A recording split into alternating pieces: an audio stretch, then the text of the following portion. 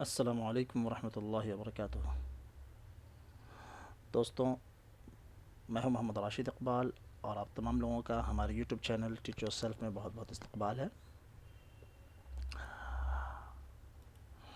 آج میں ایک اردو پیڈاگوجی سے متعلق ایک نئی ویڈیو لے کے آپ تمام لوگوں کے سامنے حاضر ہوا ہوں۔ جیسا کہ معلوم ہے کہ اردو پیڈاگوجی سے متعلق جو ہے ویڈیوز اپلوڈ کرنے کا سلسلہ میں نے شروع کیا ہے، جس میں ہم سابقہ جو کوشچنس ہیں، جو پریویس ایئر کے کوشچنس ہیں، ان کو سالو کرتے ہیں اور ان کی مدد سے ہم دیگر معلومات کو سمجھنے کی کوشش کرتے ہیں۔ یعنی ہمارا پیٹرن یہ ہوتا ہے کہ ہم نے ایک کوشچنس لیا اور پھر اس کو ڈسکس کرتے ہیں اور پھر اس کے اندر جو ہے اس سے متعلق جو بھی معلومات ہوتی ہیں ہم ان کو وہاں پہ ڈسکس کر لیتے ہیں، تاکہ ایک ہی سوال کے ضمن میں ہم بہت ساری معلومات تک پہنچ سکیں۔ ٹھیک ہے، اور اس سے متعلق اگر کوئی دوسرا سوال بھی پوچھا جائے تو ہم اس کو بھی حل کرنے کے قابل ہو جائے۔ ٹھیک ہے، تو چلیے بڑھتے ہیں۔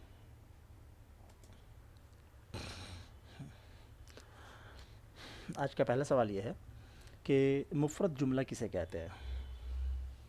آپشن دے رکھا ہے: ایسا جملہ جس میں صرف ایک مبتدا اور خبر ہو اور مطلب واضح ہو جائے۔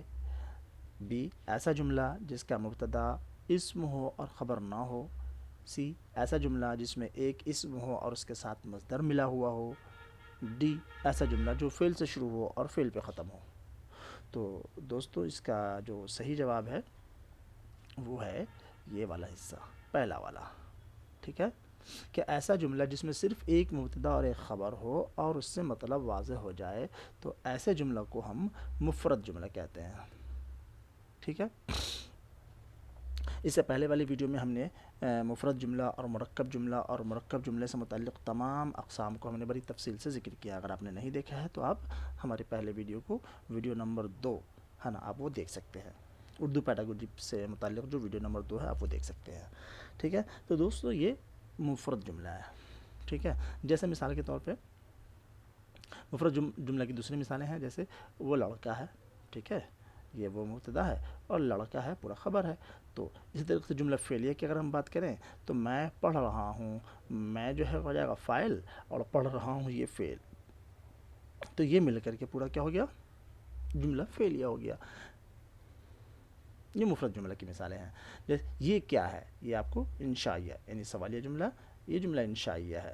ٹھیک ہے، یہ بھی مفرد جملہ ہے۔ تو مفرد جملہ کی کچھ مثالیں ہو گئی ہیں۔ چلیے آگے بڑھتے ہیں۔ دوسرا سوال دیکھیں، آج کا دوسرا سوال ہے: اگر تم آؤ گے تو میں تمہارے ساتھ چلوں گا۔ اگر تم آؤ گے تو میں تمہارے ساتھ چلوں گا، کون سا جملہ کہلائے گا؟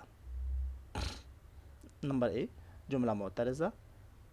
نمبر 2 یعنی نمبر بی، یہ جملہ معطوفہ۔ سی، جملہ خبریہ۔ اور ڈی، جملہ شرطیہ۔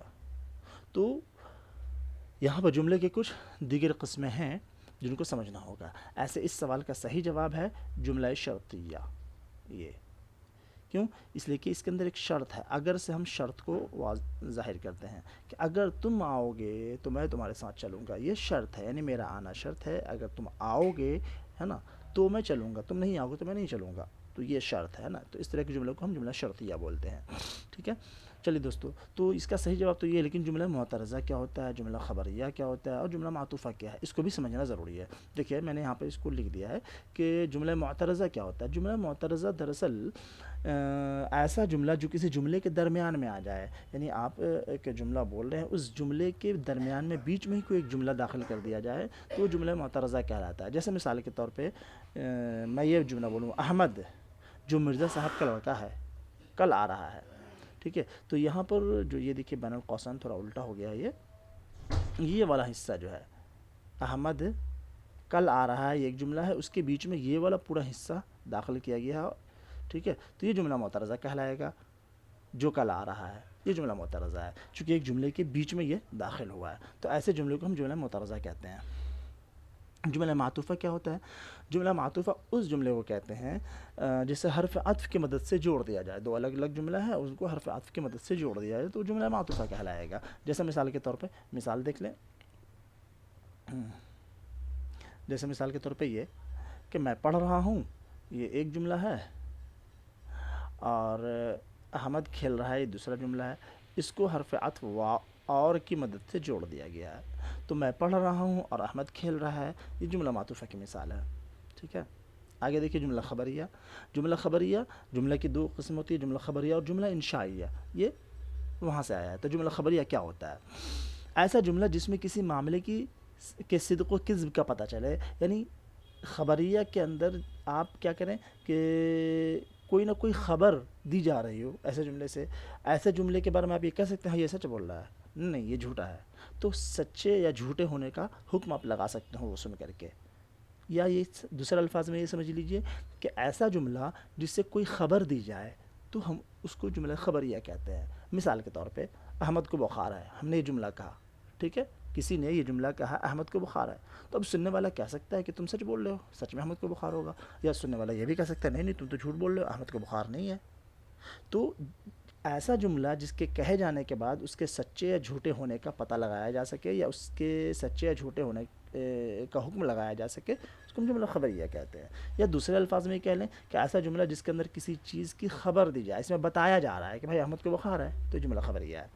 ٹھیک ہے. اسی طریقے سے آگے جملہ شرطیہ. کیا جملہ شرطیہ؟ ایسے جملے کو کہتے ہیں جس میں کسی کام کا ہونا دوسرے کام کے لیے شرط قرار پائے. ایک کام کا ہونا دوسرے کام کے ہونے کے لیے شرط قرار پائے، اس کے اندر ایک طرح کا شرط پایا جائے تو وہ جملہ شرطیہ کہلائے گا. جیسے مثال کے طور پہ اگر وہ آیا تو میں باہر چلا جاؤں گا. اب اس جملے میں پہلے جملے کو شرط کہتے ہیں. اگر وہ آیا یہ شرط ہے، دوسرا جملہ جزا ہے، تو میں باہر چلا جاؤں گا. تو یہ اگر وہ آیا والا جو حصہ ہے یہ شرط ہے. یہ کیا ہے؟ یہ ہے شرط. اور یہ جو ہے ادھر میں باہر چلا جاؤں گا، یہ والا دوسرا حصہ جو ہے یہ کیا ہے؟ جزا ہے. جزا کہلاتا ہے جیسے کہ شرط کے بعد، شرط کے اوپر جو کام منحصر ہوتا ہے نا. یعنی اگر وہ آئے گا تو میں باہر چلا جاؤں گا، اگر وہ نہیں آیا تو میں نہیں جاؤں گا. ٹھیک ہے. تو میرا باہر جانا نا یہ اس کے آنے پہ منحصر ہے. ٹھیک ہے، مشروط ہے. تو امید ہے کہ یہ جو چار قسمیں ہیں، جملہ معترضہ، جملہ معطوفہ، جملہ خبریہ اور جملہ انشائیہ، آپ کو سمجھ میں آئی ہوگی.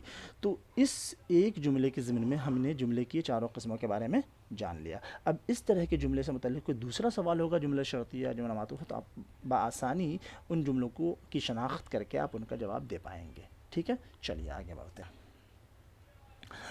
ہاں، ایک اور سوال آج کا. قواعد، اردو قواعد میں اسم سے کیا مراد ہے؟ یعنی اسم کس کو کہتے ہیں؟ دراصل یہ اسم کی تعریف پوچھنا چاہ رہے ہیں. دیکھ لیے اس کا جواب کیا دے رکھا ہے. اے، اسم سے مراد وہ لفظ یا الفاظ جو کسی شخص، شے یا جگہ کے نام کا اظہار کرتے ہیں. اسم سے مراد وہ لفظ یا الفاظ جو کسی خاص شخص یا خاص چیز کے نام کا اظہار کرتے ہیں. نمبر سی، اسم سے مراد وہ الفاظ جو کسی چیز یا شخص کا پتہ دیتے ہیں. ان میں سے کوئی بھی نہیں. تو جو صحیح جواب ہے وہ صحیح جواب آپ کا نمبر اے ہے، یہ والا.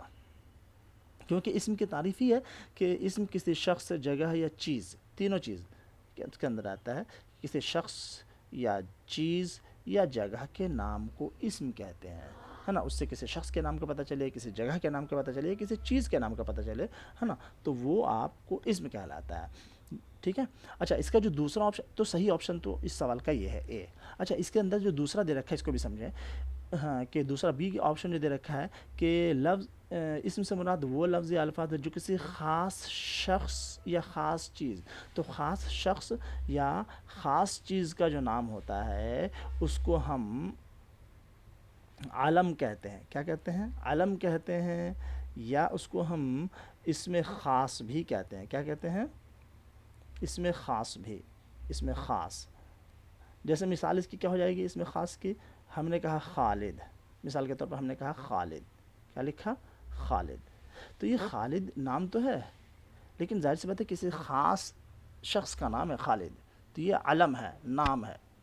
اس کو ہم اسم خاص بھی کہتے ہیں. تو جو دوسری جو دوسرا والا جو آپشن ہے یہ اسم خاص کے بارے میں دے رکھا ہے. اسم کی دوسری دو قسم ہوتی ہے، اسم خاص اور اسم عام. ٹھیک ہے. تو اس میں صرف اسم کی تعریف کے بارے میں پوچھا گیا تھا. ٹھیک ہے، چلیے آگے چلتے ہیں. تو اس کا صحیح جواب نمبر اے ہے. آگے دیکھیے ایک دوسرا سوال، لفظ فوج کس اسم کے ذیل میں آئے گا؟ ٹھیک ہے، اسم کے کچھ اور قسم ہیں کہ اچھا یہ لفظ فوج جو ہے یہ کون سا اسم ہے؟ کون آپشن کیا دے رکھا ہے؟ اس میں کیفیت، اس میں ظرف، اور اس میں جمع، اور اس میں اعلیٰ۔ یہ اس میں اعلیٰ جو دے رکھا ہے، یہ اس میں اعلیٰ جیسا کہ آپشن نہیں ہوتا ہے، اس میں ہوتا ہے ایک آلہ، آلہ بمعنی اوزار، ٹھیک ہے، تو یہ ہونا چاہیے، یہاں پر یہ اعلیٰ دے رکھا ہے۔ تو اس سوال کا جو صحیح جواب ہے وہ ہے اس میں جمع، فوج جو ہے یہ اس میں جمع ہے، ٹھیک ہے، صحیح جواب یہ ہے۔ کیسے ہے ہم دیکھتے ہیں آگے، کیونکہ ہم معلوم کریں گے کہ اس میں جمع کسے کہتے ہیں، ساتھ ساتھ ہم اس میں کیفیت، اس میں ظرف کو بھی سیکھیں گے کیا کہتے ہیں۔ دیکھیے اس میں کیفیت کس کو کہتے ہیں؟ کیفیت کا مطلب ہی ہوتا ہے کیفیت، حالت، ہے نا۔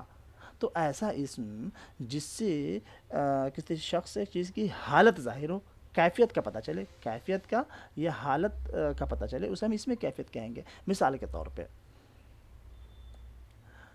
غربت اسم ہے، غربت سے پتہ چل رہا ہے غریبی، تو غریبی کیا اس میں کیفیت ہے؟ برا، یہ ایک انسان برا ہو سکتا ہے، صفت ہے، ٹھیک ہے، غربت بھی ایک صفت ہے۔ اسی طریقے سے جو برا ہے، برا سے بنا ایک لفظ برائی، تو یہ برا سے جو بنا برائی، یہ برائی، یا اسی طریقے سے یہ غریبی، یہ کیا ہے؟ اس میں کیفیت ہے۔ بیہودہ، بیہودہ چیز، بیہودہ، اسی سے بیہودہ پن، بیہودہ پن، ٹھیک ہے، یا بیہودگی یا بیہودہ پن، دونوں، یہ اس میں کیفیت ہے۔ آدمی سے بنا آدمیت، ٹھیک ہے، آدمیت، تو یہ ساری جو چیزیں آئیں، غربت سے غریبی یا برائی یا بیہودہ پن، بیہودگی، آدمیت وغیرہ، یہ تمام اسم ہی ہیں، لیکن ان کو ہم بولتے ہیں اس میں کیفیت، ٹھیک ہے، کیوں؟ اس لیے کہ اس سے ایک طرح کی ان کی حالت ظاہر ہو رہی ہے، ان کی کیفیت کا پتہ چل رہا ہے نا۔ اس میں کیفیت جو ہے کیسے بنتا ہے؟ کہتے ہیں اس میں کیفیت کسی اسم یا صفت کے آخر میں کچھ چیزیں جوڑ کر کے بنائی جاتی ہیں، جیسے یا جوڑ دیا جائے، یا ای جوڑ دیا جائے، یا الف اور حمزہ یا جوڑ دیا جائے، یا ہٹ جوڑ دیا جائے، یا پن جوڑ دیا جائے، یا اور تا جوڑ دیا جائے۔ جیسے بیہودہ کے لاسٹ میں کیا جوڑ دیا؟ پن جوڑ دیا تو ہو گیا بیہودہ پن۔ آدمی کے لاسٹ میں یا اور تا جوڑ دیا تو بن گیا آدمیت، ٹھیک ہے۔ اکتانا ہے نا، سو اکتانا کے لاسٹ میں آپ نے اور ہا اور ہے اور ٹے جوڑ دیں گے تو کیا بن جائے؟ اکتاہٹ، تو اکتاہٹ بھی اس میں کیفیت ہے، جو انسان کے اکتانے اور پریشان ہونے کی کیفیت کو بتا رہا ہے، ٹھیک ہے۔ اسی طرح سے برا، برا کے لاسٹ میں آپ نے الف اور یا جوڑ دیا تو بن گیا برائی، ٹھیک ہے۔ غربت یا غریب سے بن گیا غریبی، غریب ہے انسان، اس کے لاسٹ میں یا جوڑ دیا تو بن گیا غریبی۔ تو اس طرح کے اسم کو ہم اس میں کیفیت کہتے ہیں، جس سے اس شخص کے یا کسی چیز کی حالت کے بارے میں پتہ چلے۔ بہت ساری مثالیں ہم نے لے لی یہاں پر، امید ہے کہ آپ کو یہ چیز سمجھ میں آ گیا ہوگا۔ آگے دیکھیے اس میں ظرف کس کو کہتے ہیں؟ اس میں ظرف اس اسم کو کہتے ہیں جس سے کسی جگہ یا وقت کا معنی دے، جو کسی جگہ یا وقت کا معنی دے، یعنی جس سے کسی وقت یا جگہ کے بارے میں پتہ چلے، تو وہ اس میں ظرف ہے۔ جیسے مثال کے طور پر ہم نے بولا گھر، تو گھر کیا ہے؟ جگہ جہاں انسان رہتا ہے۔ درسگاہ کیا ہے؟ جگہ ہے جہاں بچے پڑھتے ہیں۔ صبح اور شام یہ کیا ہے؟ وقت ہے۔ آج اور کل یہ بھی کیا ہے؟ وقت ہے۔ تو آج، کل، صبح، شام، اسی طریقے سے درسگاہ، گھر وغیرہ، مسجد، مندر، تو اس طرح کی چیزیں جو ہے کیا ہے، جو ہے یہ اس میں ظرف ہے، ٹھیک ہے۔ تو اس میں ظرف ہم اس اسم کو کہتے ہیں جسے کسی جگہ یا کسی وقت کا پتہ چلے، تو ایسے اسم کو ہم اس میں ظرف کہتے ہیں۔ اس میں جمع، ہاں، اس میں جمع وہ اسم جو جمع کا معنی دے، چونکہ یہ کیا ہے؟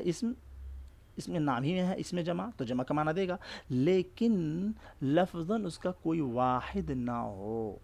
ایک تو ہوتا ہے کہ واحد ہے، پھر ہم نے اس کا جمع بنا دیا، جیسے لڑکا ہے تو ہم نے اس کا بنا دیا لڑکے، ٹھیک ہے۔ تو یہ تو لڑکے جو ہے جمع ہے، لفظ جمع ہے، لفظاً بھی وہ جمع ہے اور معنی بھی جمع کا دے رہا ہے، لیکن جو اس میں جمع ہوتا ہے وہ اسم واحد ہی ہوتا ہے، اس کا کوئی واحد نہیں ہوتا ہے، اس کو اور کسی واحد سے پھر اس کو جمع نہیں بنایا جاتا ہے، بلکہ وہ اسم کے اندر جمع کا معنی ہوتا ہے، تو معنی تو وہ جمع کا دیتا ہے، لیکن اس کا کوئی واحد نہیں ہوتا ہے۔ ایسا نہیں ہے جیسے لڑکے ہیں جمع کا لفظ تو اس کے پہلے اس کا ایک واحد بھی موجود ہے لڑکا، ہے نا، ایسا نہیں ہے، یہ ایک ہی لفظ ہے۔ جیسے قوم، قوم ایک ایسا لفظ ہے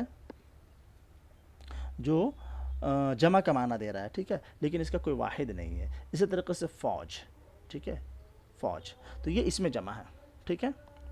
تو ایسے اسم کو ہم اس میں جمع کہتے ہیں، یعنی وہ اسم جو معنی تو جمع کر دے لیکن اس کا کوئی واحد لفظ موجود نہ ہو. اسی طریقے سے اسم اعلیٰ، اسم اعلیٰ کس کو کہتے ہیں؟ اسم اعلیٰ اس اسم کو کہتے ہیں جو کسی آلہ یا ہتھیار کے معنی کو ظاہر کرے، اوزار یا ٹول جس کے ذریعے سے ہم کوئی کام کرتے ہیں، ٹھیک ہے، تو وہ اسم اعلیٰ کہلاتا ہے. جیسے کہا چاقو، چاقو ایک آلہ ہے جس کے ذریعے سے ہم کاٹتے ہیں. لاٹھی یا ڈنڈا جس کو کہتے ہیں یہ ایک آلہ ہے جس کے ذریعے سے انسان یا تو وہ ڈنڈا ٹیک کر کے چلتا ہے یا اس سے لڑائی کرتا ہے، جو بھی کرتا ہے. قلم ایک آلہ ہے جس کے ذریعے سے ہم لکھتے ہیں. تو لاٹھی، ڈنڈا، چاقو، قلم، تلوار، اس طرح کے جو اسم ہوں گے وہ اسم اعلیٰ کہلائیں گے، ٹھیک ہے. چلیے، امید ہے کہ یہ اس میں ظرف، اس میں کیفیت، اس میں جمع اور اس میں اعلیٰ آپ کو سمجھ میں آ گیا ہوگا. چلیے آگے چلتے ہیں. یہ اسی چیز کو ہم نے یہاں پہ جو ہے اس سلائیڈ میں بھی اسی چیز کو یہاں پہ ہم نے ایکسپلین کیا ہے. یہ وہی چیزیں ہیں، کیا ہے. چلیے ایک مرتبہ میں اس کو پھر سے ریوائز کروا دیتا ہوں.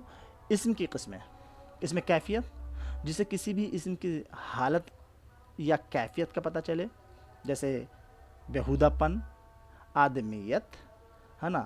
اور اس کو بنانے کا طریقہ کیا بتایا کہ یا تو اسم کے آخر میں یا صفت کے آخر میں کچھ چیزیں ہیں، جیسے یا حمزہ یا زیر ای، یا الف اور حمزہ یا زیر، یا ہٹ اور یا پن، کیا یہ پن یا ہٹ، یا اور تا، یت، آدمی سے آدمیت. تو اس طریقے سے یہ الفاظ، یہ حروف جوڑ کر کے جو ہے نا اس میں کیفیت بنایا جاتا ہے. یا تو یہ اسم کے آخر میں یا صفت کے آخر میں جوڑا جاتا ہے، اس میں کیفیت بنتا ہے اس طریقے سے. اس میں ظرف ہم نے بتا ہی دیا کہ جو جگہ یا وقت کا معنی بتائے، ٹھیک ہے، جیسے گھر، مسجد، مندر وغیرہ. اس میں جمع بتا دیا. اس میں جمع کو دھیان یہ رکھنا ہے کہ اس میں جمع کو جمع سے کنفیوز نہیں کرنا ہے. جمع جو ہوتا ہے وہ اس کا کوئی واحد ہوتا ہے، پھر اس سے کسی قاعدے کے تحت سے جمع بنایا جاتا ہے، تب وہ جمع کا معنی دیتا ہے. اس میں جمع جو ہوتا ہے اس کا کوئی واحد نہیں ہوتا ہے، یہ ایک ہی لفظ ہوتا ہے جو معنی جمع کا دیتا ہے، ٹھیک ہے، لیکن لفظاً اس کا کوئی واحد نہیں ہوتا ہے کہ بھائی یہ جمع کا معنی دے رہا تو اس کا کوئی واحد بھی ہو، ہے نا. جیسے مثال کے طور پہ فوج ہو گیا، قوم ہو گیا، ٹھیک ہے، یہ ایگزامپلس ہیں. اور اس میں اعلیٰ ہم نے بتا دیا کہ وہ ہتھیار یا آلہ کو بتاتا ہے جس کی مدد سے ہم کوئی کام کرتے ہیں، جیسے چاقو، قلم، ہے نا، اور پین، پینسل وغیرہ، ٹھیک ہے. چلیے آگے چلتے ہیں. یہ ایک سوال آگے دیکھ لیجئے. وہ اسم جو کسی چیز یا شخص کا پتہ دے اس کو کون سا اسم کہتے ہیں؟ دیکھ لیجئے. وہ اسم جو کسی شخص یا چیز کا پتہ دے اسے کون سا اسم کہتے ہیں؟ یہاں پہ دے رکھا ہے اس میں ظرف، اس میں کیفیت، اس میں اعلیٰ. ابھی دیکھیے یہاں پر بھی اس میں اعلیٰ دے رکھا ہے. میں نے بتایا تھا کہ اس میں اعلیٰ نہیں ہو سکتا، یہ دراصل کیا ہوتا ہے، اس میں اعلیٰ ہونا چاہیے تھا، اعلیٰ، ہتھیار والا، ٹھیک ہے. اور یہ اس میں ذات. تو صحیح بات تو یہ ہے کہ ایسے اسم کو ہم اس میں ذات کہتے ہیں. اب دیکھتے ہیں ہم کیا کیا ہے. ہم نے دیکھی اس میں ہم نے کیا کیا پہلے ڈسکس کر لیا تھا. اس میں ظرف ہم بتا دیا تھا کہ اس میں ظرف ایسے اسم کو کہتے ہیں جو کسی جگہ یا وقت کے بارے میں بتائے. تو یہ جگہ وقت کے بارے میں بتانے رہے، اس میں ظرف ہو نہیں سکتا ہے. یہ اس میں کیفیت بھی نہیں ہے چونکہ اس میں کیفیت سے کسی بھی اسم یا کسی بھی شخص یا چیز کی کیفیت اور حالت کا پتہ چلتا ہے.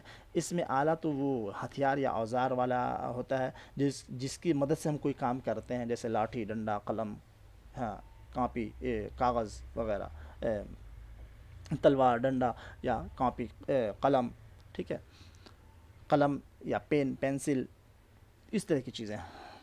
اب یہ اسم ذات کیا ہے؟ اس میں ایک اسم ذات ایک نیا آیا ہے جو پوچھا گیا اس سوال کے اندر. اسم ذات اس اسم کو کہتے ہیں جس کے ذریعے سے کسی چیز کی تمیز دوسرے چیزوں سے کی جاتی ہے. یعنی آپ یہ سمجھ لیجئے کہ اگر ہم نے بولا ایک قلم اور بولا مسجد، تو مسجد ایک جگہ ہے، قلم ایک آلہ ہے، ٹھیک ہے. اور صبح یہ آپ کو اس میں ظرف کے اندر آ جائے گا، ہے نا. صبح کیا ہے، یہ وقت ہے. لیکن یہ آپ کو اس میں ذات بھی ہے. کیسے کریں کہ یہ ایک ایسا اسم ہے جس سے قلم کی ذات یا قلم کی جو کیا اس کو بولتے ہیں، قلم کی ذات کی شناخت ہو رہی ہے نا، کہ قلم کیا ہے. اس کو ہم اس میں ذات بولتے ہیں، ٹھیک ہے. جیسے آپ نے بولا آدمی، بولا مرد، تو مرد ایک ایسا لفظ ہے جس سے مرد کی ذات یا مرد کسے کہتے ہیں وہ پتہ چل رہا ہے، اور اسی کے بالمقابل کہ آپ نے لایا عورت، تو وہ عورت بھی اس میں ذات ہے جس سے ذات عورت کا پتہ چل رہا ہے، مرد اس سے مرد ذات مرد کا پتہ چل رہا ہے۔ اس طرح سے آپ نے کہا قلم، تو قلم یہ ہے کہ قلم کے نسل کی چیزیں کیا ہوتی ہیں، قلم کیا ہوتا ہے یہ پتہ چل رہا ہے، ٹھیک ہے۔ تو ایسے اسم کو ہم اس میں ذات کہتے ہیں، جس کے ذریعے سے آپ کیا کرتے ہیں، ایک اسم کو دوسرے اسم سے تمیز کر پاتے ہیں، فرق کر پاتے ہیں، ہے نا۔ ایسا نہیں کہ قلم بولیں اور اسے کچھ اور مراد ہو جائے، ایسا کنفیوژن نہ ہو، ٹھیک ہے۔ تو امید ہے کہ سمجھ میں آ گیا ہوگا کہ اسم ذات سے مراد ایسا اسم ہے جس کے ذریعے سے کسی ایک چیز کو دوسری چیز سے ہم ممیز کر پاتے ہیں، ایک چیز کا دوسری چیز سے امتیاز کر پاتے ہیں۔ جب آپ نے پین بولا تھا، پین سے پین کی ذات مراد، قلم بولا تو قلم، اور اسی طریقے سے آپ نے بولا خالد تو خالد کی ذات، تو یہ تمام اسم ذات کے اندر آ جائیں گے، پھر اس کی کئی ساری قسمیں ہو جائیں گی، ٹھیک ہے۔ چلیے آگے چلتے ہیں۔ اگلا سوال، صفت۔ اب یہ ہے کہ صفت کی کتنی قسمیں ہیں، 4 3 2۔ تو دیکھیے صفت کی قسمیں میں نے یہاں پہ لکھ دی ہیں کہ صفت کی دراصل 5 قسمیں ہیں: صفت ذاتی، صفت عددی، صفت مقداری، صفت نسبتی اور صفت ضمیری، ٹھیک ہے۔ یہ چند قسمیں، 5 قسمیں ہیں دراصل۔ تو صحیح جواب جو اس کا ہے وہ یہ ہے یہاں پر 5، کہ اس کی جو ہے 5 قسمیں ہیں صفت کی، ہے نا۔ کون کون سے؟ صفت ذاتی، صفت عددی، صفت مقداری، صفت نسبتی اور صفت ضمیری۔ یہ تو صرف اس کی تعداد ہوئی۔ اب ہم آگے دیکھتے ہیں کہ بھائی صفت ذاتی، عددی، مقداری، نسبتی، ضمیری ہے کیا، ہم تفصیلاً اس کو سمجھ لیں تاکہ اس طرح سے اگر کسی اور طریقے سے صفت سے متعلق سوال پوچھا جائے تو ہم اس کو بھی کر سکیں، ہے نا، اس کو بھی ہم حل کر سکیں۔ چلیے دیکھتے ہیں آگے۔ دیکھیے یہاں پہ ہم دیکھتے ہیں صفت ذاتی کیا ہوتا ہے۔ صفت ذاتی جیسا کہ پتہ چل رہا ہے کہ صفت کے اندر لفظ ذات ہے نا۔ تو صفت ذاتی کا مطلب یہ ہوا کہ وہ جس سے کسی چیز کے اندرونی یا بیرونی حالت ظاہر ہو، ٹھیک ہے۔ یعنی کسی چیز کے بارے میں ایسی صفت لانا جس سے خود اس چیز کی ذاتی، خواہ وہ اندرونی ہو یا بیرونی ہو، حالت پتہ چلے۔ جیسے مثال کے طور پر آپ کہیں گے ہلکا، تو ہلکا یعنی فار ایگزامپل مثال کے طور پہ ہلکا، اگر ہم یہ لے لیں ہلکا رنگ، تو رنگ کا ہلکا ہونا جو رنگ کی صفت ہے ہلکا، یہ ہلکا ایک ایسی صفت ہے جو خود اس رنگ کی ذات کے اندر پایا جا رہا ہے نا، کوئی باہر سے آنے والی صفت نہیں ہے، اس کے اندر پائی جا رہی ہے۔ آپ کہہ رہے ہیں سبز، تو سبز ہونا، سبز پتا، سبز پتے مثال کے طور پہ، تو پتے کے اندر جو سبز ہونا ہے، یہ سبز ہونے کی جو صفت یا جو ہے صفت ہے وہ اس پتے کی ذات کے اندر موجود ہے، الگ سے جڑی ہوئی کوئی صفت نہیں ہے اس کے ساتھ، ٹھیک ہے۔ تو یہ ایسی صفت کو ہم صفت ذاتی کہتے ہیں، جیسے ہلکا، سبز، لڑنا سے لڑاکا۔ اب کوئی انسان اگر لڑاکا ہوگا تو لڑاکا ہونا کوئی ایسی صفت تو نہیں ہے جو اس کے پاس باہر سے آ گئی، اس کی ذات کے اندر، اس کی شخصیت کے اندر وہ چیز شامل ہے، ٹھیک ہے۔ تو لڑاکا ہونا، ہنسمکھ ہونا وغیرہ۔ اسی طرح سے ناشکرہ ہونا، بے فکرہ ہونا، تو ناشکرہ، بے فکرہ، یہ تمام چیزیں جو ہے صفت ذاتی ہے۔ تو امید ہے کہ صفت ذاتی سمجھ آ گئی ہو۔ اب دیکھیں صفت عددی کیا ہے۔ صفت عددی عدد سے، تعداد سے بنا ہوا ہے، ٹھیک ہے۔ تو صفت ذاتی جس سے کسی اسم کی تعداد کا پتہ چلے اس کو ہم صفت ذاتی کہتے ہیں، صفت عددی کہتے ہیں۔ تعداد کا پتہ چلے، یہ اس میں جو بریکٹ عموماً جو ہے یہ الٹا ہو جاتا ہے، تو اس کا میں آئندہ خیال رکھوں گا۔ چلیے ابھی کے لیے معذرت۔ اب یہ صفت عددی بتایا نا جس سے تعداد کا پتہ چلے۔ اب یہ تعداد جو ہے یہ متعین بھی ہو سکتا ہے، غیر متعین بھی ہو سکتا ہے۔ متعین 1 2 3 4 متعین ہے، بعض، کل، چند، تمام، بہت، ہے نا، یہ غیر متعین عدد ہیں۔ تو یہ دونوں طرح کے آ سکتے ہیں۔ جیسے مثال کے تو آپ نے کہا 2 قلم، تو 2 قلم کی صفت ہے، پتہ چل رہا ہے یہ صفت عددی ہے۔ بعض جملے، تو جو جملے ہیں ان کے ساتھ جو آپ نے بعض کا لفظ استعمال کیا ہے اس کی صفت ہے، بعض جملے، ٹھیک ہے۔ چند کتابیں، تو چند صفت ہے، صفت غیر متعین۔ چند سے کتنے مراد ہے، متعین نہیں ہے نا، لیکن ہے صفت عددی۔ تو یہ صفت عددی وہ جسے تعداد کا پتہ چلے۔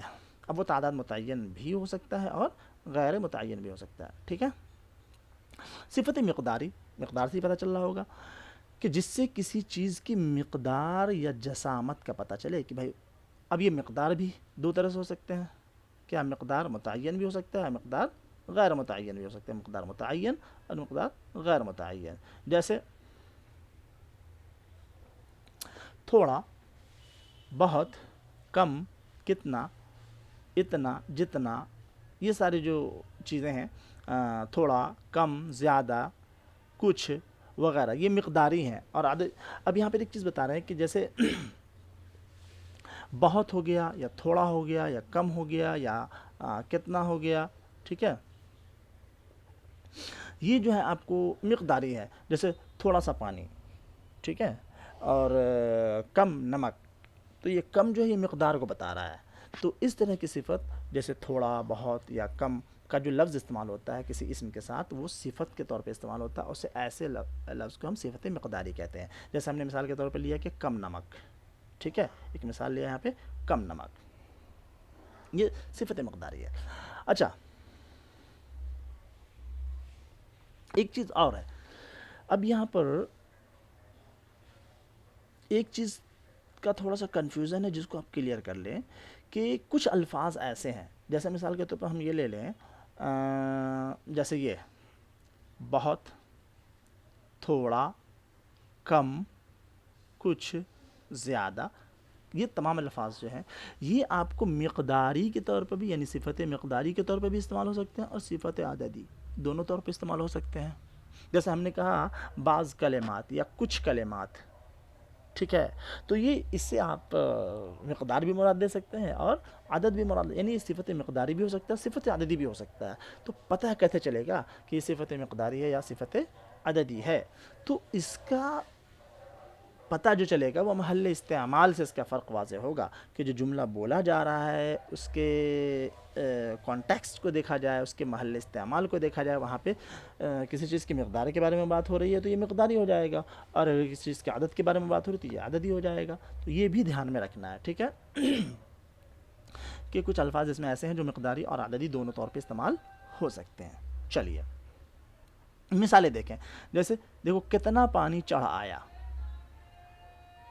ابھی کتنا پانی چڑھا آیا، تو یہاں پہ کتنا جو ہے یہ عددی تو ہو نہیں سکتا، مقدار ہی ہوگا، چونکہ پانی ایک ایسا لفظ ہے جو مقداری ہو سکتا ہے، عددی نہیں ہو سکتا. اتنا مت کھاؤ. اب اتنا مت کھاؤ میں جو اتنا ہے یہ بھی مقداری ہوگا. ٹھیک ہے، اتنا بڑا کیڑا، یہ بھی سائز کو بتا رہا ہے، جسامت کو بتا رہا ہے، مقداری ہے. اب کی برسات کا وہ زور ہے کہ خدا کی پناہ. ٹھیک ہے،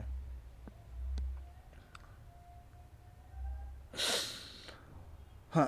آگے دیکھیں، یہ ڈھیر کتابوں کا بڑا کیا پڑا ہے. تو ڈھیر، یہ جو ڈھیر ہے، ڈھیر بھی مقدار کو بتا رہا ہے. ٹھیک ہے، تو یہ ڈھیر جو ہے، یہ بھی ڈھیر جو ہے صفت مقداری ہے. اب اسی طریقے سے اب کی برسات کا وہ حضور جو پورا استعمال ہو رہا ہے نا، وہ حضور کہ خدا کی پناہ، تو برسات کا وہ حضور یہ بھی مقدار کے طور پہ استعمال ہو رہا ہے، صفت مقداری. ٹھیک ہے، تو صفت مقداری آپ نے سمجھ لیا. ٹھیک ہے، تو ہم نے کیا کیا دیکھا اب تک؟ صفت ذاتی، جسے کسی چیز کی ذات، جو صفت کسی چیز کی ذات کے اندرونی یا بیرونی حالت کو ظاہر کرے، یا کسی چیز کی ذات کے اندر جو صفت شامل ہو. صفت عددی، وہ جس سے عدد کا پتہ چلے. صفت مقداری، وہ جس سے کسی چیز کی مقدار کا پتہ چلے. اب یہ ظاہر سی بات ہے مقدار متعین بھی ہو سکتا ہے اور مقدار غیر متعین بھی ہو سکتا ہے. اور دوسری ایک چیز جو آپ کو سمجھنا ہے وہ یہ کہ صفت مقداری اور صفت عددی کے بعض الفاظ، کچھ الفاظ ایسے ہیں جو صفت عددی اور مقداری دونوں کے طور پہ استعمال ہو سکتے ہیں، جیسے تھوڑا، بہت، کچھ، زیادہ وغیرہ وغیرہ. تو اب ان کو ہم کیسے سمجھیں گے کہ یہ مقداری ہے یا عددی ہے؟ تو اس کا فرق جو ہے محل استعمال کے اعتبار سے کیا جا سکتا ہے. ٹھیک ہے، چلیے آگے دیکھتے ہیں. صفت نسبتی کیا ہے اور صفت ضمیری کیا ہے؟ تو صفت نسبتی سے مراد کسی دوسری شے سے لگاؤ یا نسبت کو ظاہر کرے، یعنی وہ لفظ جو ہے کیا کرے، کسی دوسرے شخص یا کسی چیز کی طرف نسبت یا لگاؤ کو ظاہر کرے. تو ایسا صفت نسبتی کہلاتا ہے. جیسے عرب ایک کنٹری ہے اور عرب کی طرف جو لوگ منسوب ہوں گے انہیں ہم کیا بولتے ہیں؟ عربی بولتے ہیں. ہندوستان ایک ملک ہے جہاں کے رہنے والے لوگوں کو ہم ہندی یا ہندوستانی کہتے ہیں. دہلی ایک جگہ ہے جہاں کے رہنے والوں کو ہم دہلوی کہتے ہیں. تو کسی بھی اسم کے لاسٹ میں جو ہم یا جوڑ کر کے بناتے ہیں نا، دہلوی، یہ صفت نسبتی کہلاتا ہے. یہ اس انسان کی نسبت اس شہر یا اس چیز کی طرف ظاہر کرتا ہے. ٹھیک ہے، تو یہ صفت نسبتی ہے. اسی طریقے سے صرف یہی نہیں لگتا ہے، کچھ مثال دیکھ لیں. مرد سے مردانہ، مرد والا. غلام سے غلامانہ، یعنی غلام جیسا. مٹی سے مٹیالہ، مٹی جیسا. تو یہ مٹیالہ، مردانہ، غلامانہ، یہ تمام بھی صفت نسبتی ہیں، جس سے اسم کی ایک نسبت ظاہر ہو رہی ہے اس کی طرف، ٹھیک ہے، یا لگاؤ ظاہر ہو رہا ہے۔ صفت ضمیری کیا ہے؟ جو ضمیر صفت کا کام کرے، یعنی ہے تو وہ ضمیر لیکن وہ صفت کے طور پہ استعمال ہو، تو ایسی ضمیر کو ہم صفت ضمیری کہتے ہیں۔ مثال کے طور پہ یہ یا وہ، جو، کون، کون سا، کیا، وغیرہ، یہ جو ہے صفت ضمیری کی مثال ہے۔ مثال دیکھ لیں، جو کام نہیں ہو سکتا اسے کیوں کرتے ہو؟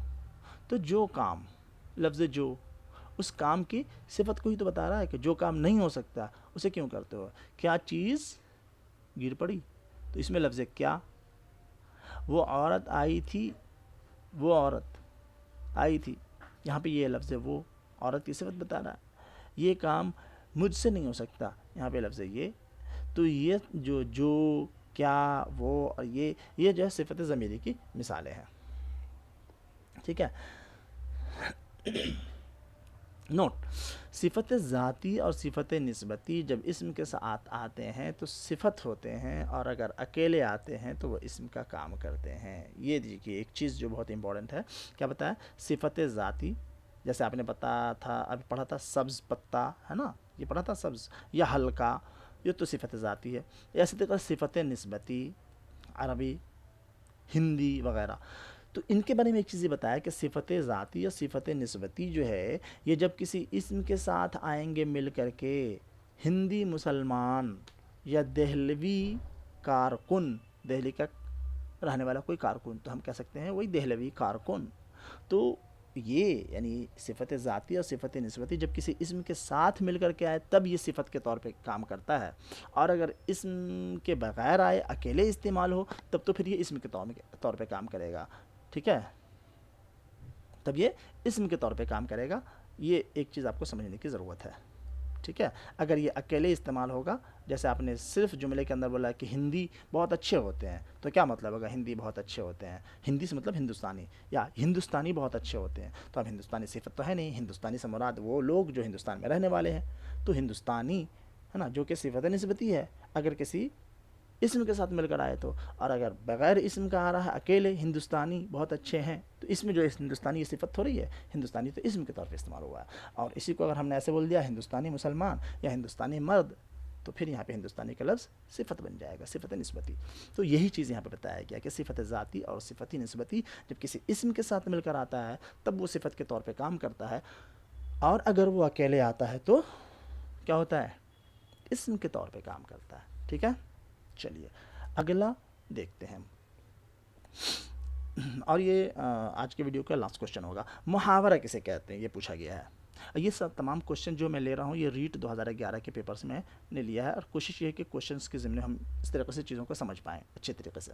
محاورہ کسے کہتے ہیں؟ کچھ اس کے آپشن دیکھے ہیں، دیکھیے اے، دو یا دو سے زیادہ لفظوں کا وہ مجموعہ جو کسی نہ کسی مصدر سے مل کر بنتا ہو۔ الفاظ کا وہ مجموعہ جس میں فعل، فاعل اور مفعول موجود ہوں، دو یا دو سے زیادہ لفظوں کا وہ مجموعہ جس میں فعل اور مصدر موجود ہوں، الفاظ کا وہ مجموعہ جس میں فعل لازم موجود ہوں۔ یہ صحیح کیا ہے اس کا؟ تو کہہ رہے ہیں کہ صحیح جواب جو ہے وہ یہ ہے اے والا، دو یا دو سے زیادہ لفظوں کا وہ مجموعہ جو کسی نہ کسی مصدر سے مل کر بنتا ہو اسے ہم محاورہ کہتے ہیں، ٹھیک ہے۔ اب دیکھیے محاورہ ہے، محاورہ کے ساتھ ساتھ کبھی کبھی کہاوت کا لفظ بھی استعمال کیا جاتا ہے کہ کہاوت کیا ہے بھائی، محاورہ کیا ہے، اچھا اسی کے ساتھ ساتھ ایک روزمرہ بھی ہوتا ہے۔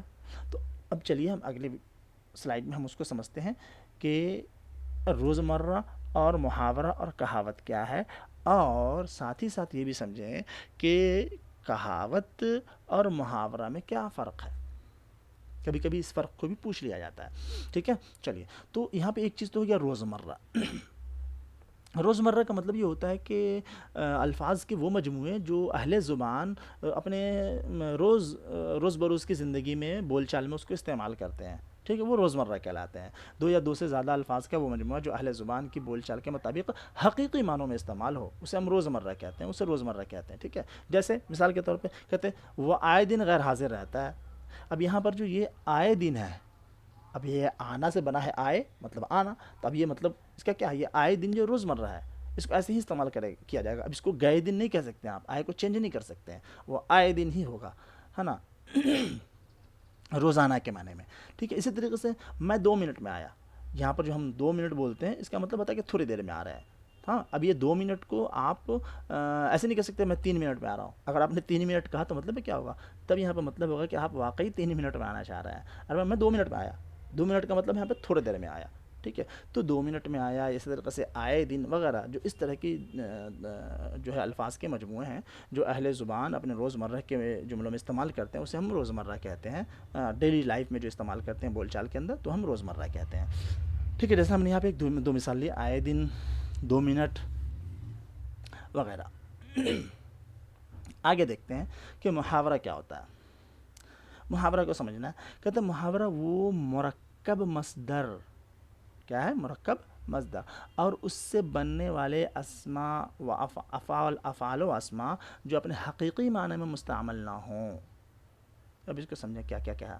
کہہ رہے ہیں کہ ایک تو یہ ہے کہ ایک مصدر ہوگا, اس کے اندر بھائی مصدر سے متعلق کچھ نہ کچھ اسماء, اسم یا فعل بھی اس کے اندر ہوں گے, لیکن وہ استعمال ہوں گے اپنے حقیقی معنی میں نہیں, کسی اور معنی میں. جیسے مثال کے طور پہ کہتے ہیں گرمی نے مار ڈالا ہے. اب یہاں پر کہہ رہے ہیں کہ گرمی نے مار ڈالا ہے, یہ ایک محاورہ ہے. یا محاورہ ہو سکتا ہے گرمی کا مار ڈالنا.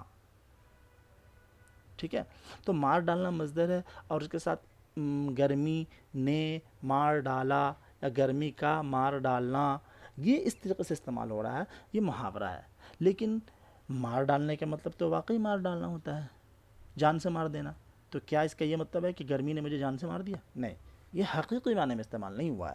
یہاں پہ گرمی نے مجھے مار ڈالا یا گرمی کا مار ڈالنا, یہ محاورتاً استعمال ہوا ہے, مطلب بہت تیز گرمی ہے اور بالکل میں پریشان ہو چکا ہوں گرمی سے. ٹھیک ہے, تو یہ ہے. تو محاورہ کیا ہوتا ہے, محاورہ کے اندر ایک مصدر کا ہونا ضروری ہے, فعل کا. ٹھیک ہے, کہ محاورہ جو کسی اسم یا فعل کا مجموعہ ہے اور اس کے اندر ایک مصدر, ایک فعل کا ہونا ضروری ہے, اس کو ہم محاورہ کہتے ہیں. جیسے گرمی کا مار ڈالنا. ٹھیک ہے, یہ. اور کہاوت کیا ہوتا ہے؟ کہاوت کو ہی ہم ضرب المثل بھی کہتے ہیں, یہ ہے کہاوت. تو کہاوت اور ضرب المثل ایک ہی چیز ہے. ٹھیک ہے, ہوتا کیا ہے, کہتے وہ مرکب فقرے جو کسی خاص واقعے کی طرف اشارہ کرے یا کسی مشہور جملے یا شعر کا حصہ ہو. یعنی جو کہاوت ہوتا ہے دراصل وہ فقرہ ہوتا ہے, 2-4 الفاظ کا مجموعہ ہوتا ہے, اور اس سے کسی خاص واقعے کی طرف اشارہ کرنا مقصود ہوتا ہے, یا کسی مشہور جملے یا کسی شعر کے حصے وغیرہ کی طرف اشارہ کرنا مقصود ہوتا ہے. ٹھیک ہے, جیسے مثال کے طور پر کہ انگور کھٹے ہیں. اب یہ انگور کھٹے ہیں, وہ لومڑی والا قصہ آپ نے سنا ہوگا کہ لومڑی کو جب انگور نہیں ملے تو اس نے کہا کہ انگور کھٹے ہیں, ہے نا. تو کسی چیز کے لیے آپ بہت کوشش کریں اور وہ نہ ملے اور آپ ہار جائیں, تو پھر آپ کہیں کہ ارے یار انگور تو کھٹے ہیں, آپ چھوڑ دیں اور اس کی پھر برائی کرنے لگیں, ہے نا. تو کہتے ہیں کہ انگور کھٹے ہیں. تو یہ انگور کھٹے ہیں کہاوت ہے. آم کے آم گٹھلیوں کے دام, یہ بھی کہاوت ہے. ناچ نہ جانے آنگن ٹیڑھا, یہ بھی کہاوت ہے.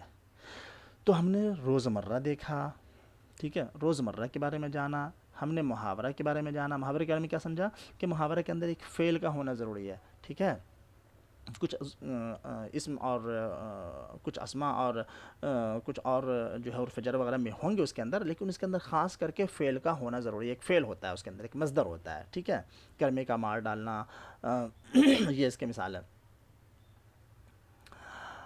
اور کہاوت بھی فقرہ ہوتا ہے, لیکن اس کے اندر کسی خاص واقعے وغیرہ کی طرف اشارہ کیا جاتا ہے, کسی مشہور جملے, کسی مشہور واقعے کی طرف اشارہ کیا جاتا ہے. ٹھیک, اب یہاں پر یہ ہے کہ فرق کیا ہے آخر, روزمرہ ہو گیا, محاورہ ہو گیا, کہاوت ہو گیا, ان میں کیا فرق ہے؟ تو کہہ رہے ہیں کہ روزمرہ جو ہے, روزمرہ کے اندر تو ہم محاورہ اور جو کہاوت ہوتا ہے یہ بھی روزمرہ ہے. چونکہ روزمرہ کی تعریف کیا ہے کہ بھائی الفاظ کا وہ مجموعہ جو اہل زبان کے عام استعمال کے مطابق ہو, تو وہ روزمرہ جو اہل زبان اس کو استعمال کرتے ہیں. ٹھیک ہے, لیکن دراصل فرق ہمیں جاننا ضروری ہے محاورہ اور کہاوت کے درمیان. تو محاورہ اور کہاوت کے درمیان کا فرق یہ ہے کہ محاورہ کے اندر ہم نے کیا بتایا تھا کہ مصدر یا ایک فعل کا ہونا ضروری ہے. تو محاورہ جو ہوتا ہے اس کا محاورہ جو ہے وہ قابل تبدیل ہوتا ہے. ہم نے یہ لکھا ہے, اس کو سمجھ لیں پہلے اس کا کیا مطلب ہے. قابل تبدیل ہوتا ہے. قابل تبدیل کا مطلب کہ محاورہ کے اندر جو فعل ہوتا ہے نا, اس فعل کو آپ اپنے جملے کے اندر استعمال ہونے والے زمانے کے اعتبار سے تبدیل کر سکتے ہیں. جیسے مثال کے طور پر ہم نے لیا گرمی کا مار ڈالنا، یہ محاورہ ہے. آپ نے جملہ ماضی کے اندر بولا مجھے گرمی نے مار ڈالا، مار ڈالا ہو گیا یہاں پر، ہے نا. گرمی نے مار ڈالا ہے، ارے باہر مت جاؤ بہت تیز دھوپ ہو رہی ہے گرمی مار ڈالے گی. تو اب یہاں پہ یہ مار ڈالے گی فیوچر، مستقبل کے لیے استعمال ہو گیا. تو جو فعل ہے نا وہ ماضی، حال اور مستقبل کے اعتبار سے تبدیل ہو رہا ہے، تو یہ تبدیلی محاورے کے اندر ممکن ہے. ٹھیک ہے. لیکن اگر وہیں وہ محاورہ نہ ہو بلکہ کہاوت ہو، تو کہاوت کے جو الفاظ ہوتے ہیں وہ جملے میں بالکل بے عین ہی استعمال کیے جاتے ہیں. کہاوت میں کوئی تبدیلی نہیں ہوتی ہے. اگر آپ نے کو یہ کہنا ہے کہ آم کے آم گٹھلیوں کے دام، تو جملے میں ایسے ہی استعمال کریں گے، ہے نا. جملے کا موقع محل دیکھ کر کے آپ کو بالکل یہی ہو بہو جملہ استعمال کرنا پڑے گا. آم نہ آم، آم کے آم گٹھلیوں کے دام، یا ناچ نہ جانے آنگن ٹیڑھا. اس میں آپ کسی طرح کی تبدیلی نہیں کر سکتے ہیں. تو یہ محاورہ اور کہاوت کا فرق ہے کہ محاورہ کے اندر جو ہے اس کے اندر جو فعل ہوتا ہے، جو مصدر ہوتا ہے، اس کو اپنے زمانے کے جملے کے اندر جو زمانہ آپ استعمال کر رہے ہیں، جس زمانے کی میں آپ بات کر رہے ہیں، اس زمانے کے اعتبار سے ماضی، حال، مستقبل میں آپ اس کی تبدیلی کر سکتے ہیں. اور کہاوت کے اندر کوئی تبدیلی نہیں ہوگی. ٹھیک ہے دوستو، تو آج کے لیے اتنے ہی. ہاں، اب مجھے دیجیے اجازت. انشاءاللہ جلدی ملتے ہیں کسی اگلے ویڈیو میں. ہماری یہ کوشش اگر آپ کو اچھی لگ رہی ہو تو آپ اسے لائک کریں، شیئر کریں، دوستوں تک پہنچائیں، اور ہمیں اپنے مشورے سے ضرور آگاہ کریں تاکہ میں اس کے اندر ضروری جو ہو چیزوں کو اور شامل کر سکوں اور اسے مزید بہتر بنا سکوں. ٹھیک ہے دوستو، چلیے جب تک اپنا خیال رکھیے، خوش رہیے. السلام علیکم ورحمۃ اللہ وبرکاتہ.